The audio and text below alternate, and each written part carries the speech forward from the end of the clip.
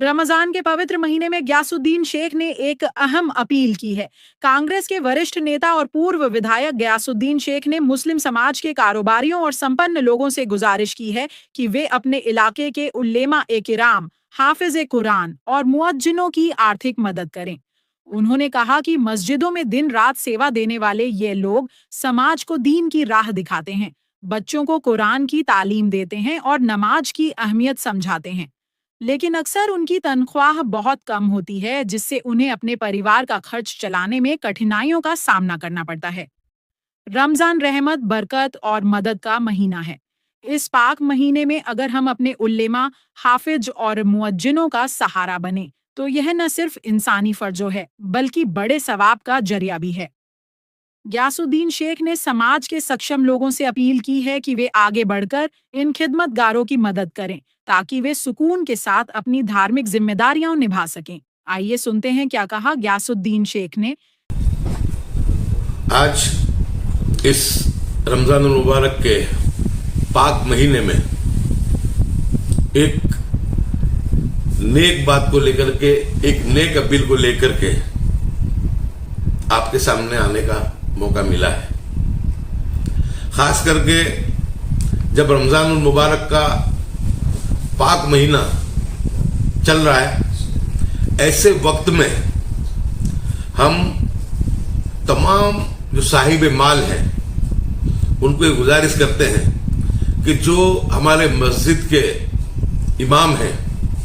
हमारे हुफ़ाज़ इकराम हैं, हमारे उलमा इकराम हैं, हम सब जानते हैं कि उनकी जिंदगी किस तरह कसपकस भरी जाती है। पहले तो दारुल उलूम में पढ़ना, उसमें कुर्बानियाँ देना, घर में माँ बाप को, बीवी बच्चों को, सबको छोड़ करके वहाँ रह करके दीन की तालीम को उनको हासिल करना पड़ता है। उसके बाद जब तालिब इल्म अपनी एक डिग्री ले लेते हैं, एक सनद ले लेते हैं, उसके बाद हिंदुस्तान के अलग अलग कोनों में जा करके अपनी जो है खिदमत को अंजाम देते हैं। मुझे ये बहुत दुख के साथ कहना पड़ता है कि एक मजदूर की जितनी मजदूरी नहीं होती महीने की, उससे भी कम हम हमारे इमाम साहिबों को, हमारे जो भी उलमा इकराम हैं, उनको जो उनका हदिया हम लोग देते हैं। हमको कम से कम जितने भी मुतवल्ली हैं या ट्रस्टी हैं, उनको इस चीज़ का ख्याल करना चाहिए कि हमको सबको मिल करके ये कोशिश करनी चाहिए और साहिब माल के ईमान को जगाने की कोशिश करनी चाहिए कि हम सब अपने तरीके से जो है हम उसके लिए चंदा इकट्ठा करें और लिल्लाह रकम से हम उनका माहाना, उनका हदिया भी दें। और ख़ास करके जब रमज़ान का पाक महीना चल रहा है तो ऐसे वक्त में, रमज़ान में तो वैसे भी आदमी का दिल बहुत सखी होता है, उस वक्त में हम सब हमारे अहलो अयाल का ख्याल करते हैं। इस वक्त में हम हमारे जो आलिम दीन हैं उनके भी बच्चों का, उनके भी परिवारजनों का हम ख्याल करते हुए बिल्कुल जिसको कहते हैं कि खुले हाथ से हम लोग उनको लिल्लाह रकम से उनको हदिया दें। ये खास आज बात लेकर के आपके सामने रखी है। हमारे जितने भी मदारिस हैं, अल्हम्दुलिल्लाह अब तो एक पैटर्न जो हमारे साउथ के राज्यों में, कर्नाटक, आंध्र में पहले से थी कि दीनी तालीम के साथ साथ दुनियावी तालीम देने का भी निज़ाम वहाँ पे कायम हुआ। उसके बाद हिंदुस्तान के अंदर जो दीनी तालीम के साथ दुनियावी तालीम देने का जो निज़ाम, अगर उसका किसी ने इब्तिदा की, उसका अगर कोई फाउंडर मेंबर था तो वो हमारे हजरत मौलाना गुलाम मोहम्मद गस्तानी साहब रहमतुल्लाह अलैह, जो आज से कुछ महीनों पहले इस फानी दुनिया को छोड़ करके चले गए। लेकिन वो एक मिशन दे करके गए कि हमको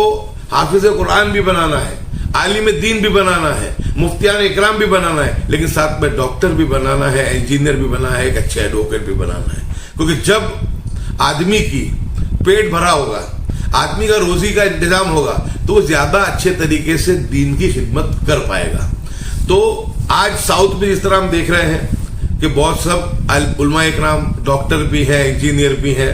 अच्छे चार्टर्ड अकाउंटेंट भी है, साइंसदान भी है। तो ये एक सिस्टम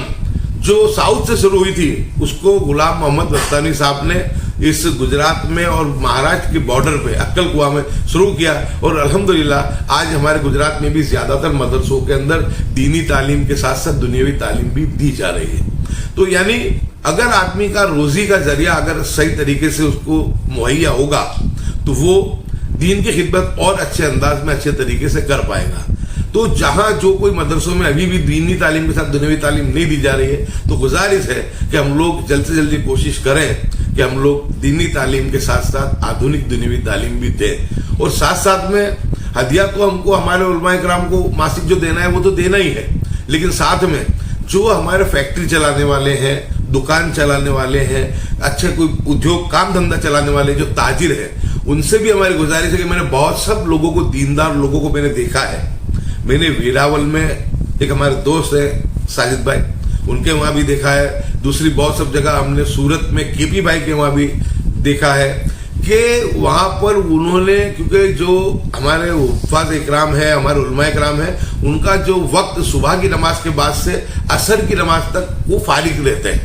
सिवाय कि जो मदरसे में तालीम देते हैं, तो सिर्फ एक जोहर की नमाज बीच में आती है। तो उन लोगों को पार्ट टाइम में रख करके उनका भी घर बराबर तरीके से चले, उनका भी काम हो, व्यापारियों का भी काम हो, और साथ साथ में हुफ़ाज़ इकराम, उलमाए इकराम का भी काम हो। तो रोजी देने के लिए हमको भी पार्ट टाइम में भी जो भी हमारे उलमाए इकराम अगर करना चाहते हैं तो साहिब माल से उनको गुजरेगी। अल्लाह जिसको ये नेमत दी है तो उसके अंदर उसका भी हिस्सा रखते हुए कि उनसे भी काम लेके रखे, क्योंकि जो हाफिज कुरान है मैं मानता हूं कि वो बहुत ही जीनियस है, बहुत ही समझदार है। कुरान हिफ्ज करना छोटी बात नहीं है, कुरान हिफ्ज करना बहुत बड़ी बात है, बहुत ज़हीन बच्चे इसको कर पाते हैं। तो उनके जो उनकी जो साइकोलॉजी है, जो उनकी समझ है, अगर उसका इस्तेमाल हम लोग दुनियावी कामों में भी लेंगे तो मैं मानता हूं कि बहुत बेहतर अंदाज में हमारे उलमा इकराम वो काम को कर पाएंगे, उनको रोजी मिल जाएगी और हमारा काम हो जाएगा। तो ये आज के रमजान के महीने में खास बस यही गुजारिश है कि रमजान का बाबरकत महीना है, इस महीने में हम हमारे अहलो अयाल, हमारे बच्चों के साथ साथ हमारे उलमा इकराम कि जब हम पैदा होते हैं वहां से लेकर के जब हम आखिरी सफर में जब हमको कब्र में दफनाया भी जाता है, उस वक्त तक हमको हमारे उलमा इकराम की रहबरी की जरूरत पड़ती है। तो जब पैदाइश से लेकर के आखिरी सफर तक जिनकी जरूरत है, वो जिन्होंने दीन को जिंदा रखने का काम किया है, और जो उलमा इकराम है वो तो हमारे सर के ताज हैं, और हमारे प्यारे नबी सल्लल्लाहु अलैहि वसल्लम तक कहा है कि वो मेरे नायब हैं, वो नायब रसूल है। तो उनका एहतराम करना, उनकी इज्जत करना और उनकी भी दुनियावी जो अखराजात है उसको पूरा करने के लिए हम लोग पूरी गौर व फिक्र करते हुए, उसके लिए हम लोग थोड़ा मुजाहिदा करते हुए, साहिब माल के सामने बात को रखते हुए लिल्लाह रकम से उनको हदियात से हम लोग नवाजें। गयासुद्दीन भाई, उसके अंदर जिस तरीके से उलेमा की आपने बात की, उलेमा को मेंबर से भी क्या ऐलान नहीं करना चाहिए? जैसे उम्मीद पोर्टल का मामला हो गया और भी कई ऐसे मामले हैं, तो उलेमा को भी इसके लिए किया जाए कि लोगों को ज्यादा से ज्यादा बेदार करें इस मामले के अंदर, वक्त कम बचा है, उसके भी रजिस्ट्रेशन जल्दी से जल्दी कराया जाए। मैंने सहल कुरैशी साहब, मैंने आज ही वक्फ बोर्ड में माहिती ली, जानकारी ली। 39,000 रजिस्टर हमारे जो वक्फ है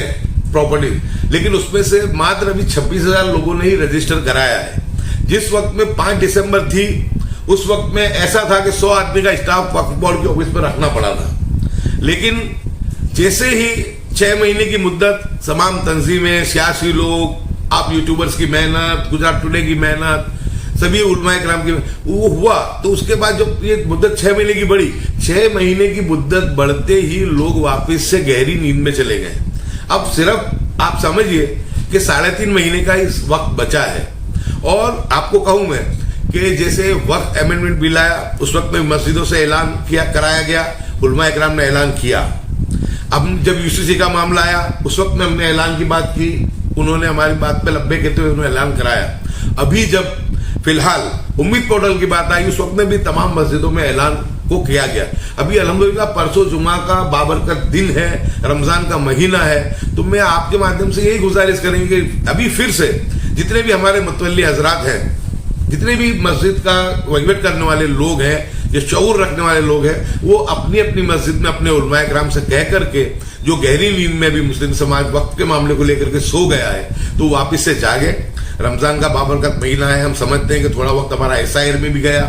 2.5 महीने हमारे एसआईआर में चले गए, लेकिन उसमें सामूहिक हमारे प्रयासों से अल्हम्दुलिल्लाह हम 100% कामयाब हुए कि गुजरात का एक भी लायक मतदाता उससे हम लोग उसमें बाकी नहीं रहा। तो इसी तरीके से अगर ये उलमाए किराम जो इस मस्जिद से बात को करेंगे तो मैं मानता हूँ कि बहुत बड़ी बात होगी। मस्जिद का जो मिंबर है वो अल्लाह तबारक व तआला ने और अल्लाह के नबी सल्लल्लाहु अलैहि वसल्लम ने मस्जिद के मिंबर और जुमा के खुतबे के लिए जो रखा है,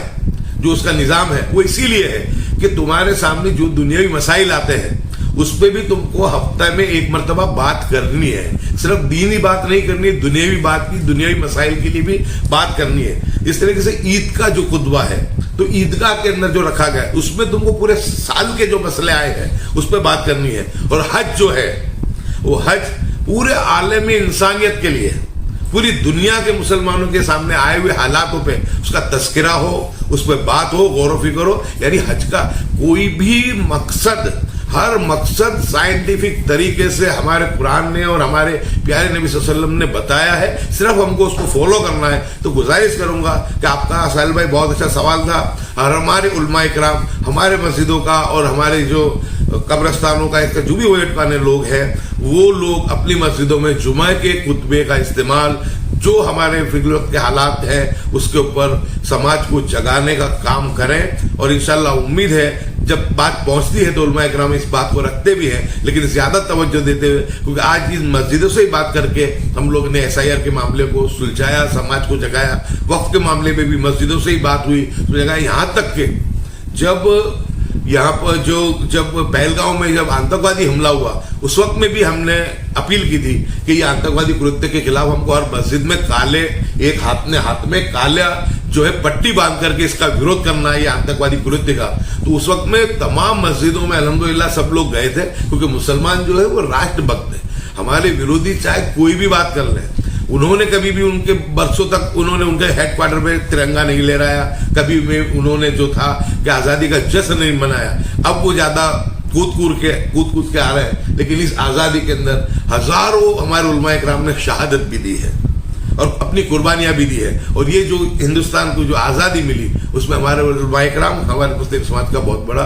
रोल रहा है। तो आज के वक्त में जो मैं मानता हूँ कि आज़ादी के 70 साल के बाद इतना नाजुक वक्त उम्मत मुस्लिमा के लिए कहीं नहीं था। हिंदुस्तान में तो नाजुक वक्त है ही, लेकिन पूरी दुनिया की सड़कें जो है वो मुसलमान समाज के खून से रंगी पड़ी है। हर जगह पे इस्लामोफोबिया है, हर जगह पे देखो तो मुस्लिम समाज को हर तरीके से, चाहे लिंचिंग के मामलों को लेकर के, चाहे रिहायशी गरीबों के, जैसे जंगलेश्वर राजकोट में हुआ अभी, उनके मकानों को तोड़ना, मस्जिदों को शहीद करना, मज़ारात को शहीद करना। मैं मानता हूँ कि 2014 के बाद जो सरकार दिल्ली में बैठी नरेंद्र मोदी की, उन्होंने तो जुल्म की जो है इंतहा कर दी है। तो ऐसे वक्त में सबका इकट्ठा होना भी बहुत जरूरी है और सिर जोड़ करके बैठे और उलमाए किराम हमारी रहबरी करें और जुमा के खुतबे का पहले हमारे मसाइल पे उसके हल के बारे में भी बात हो, ऐसी मैं गुजारिश करता हूं।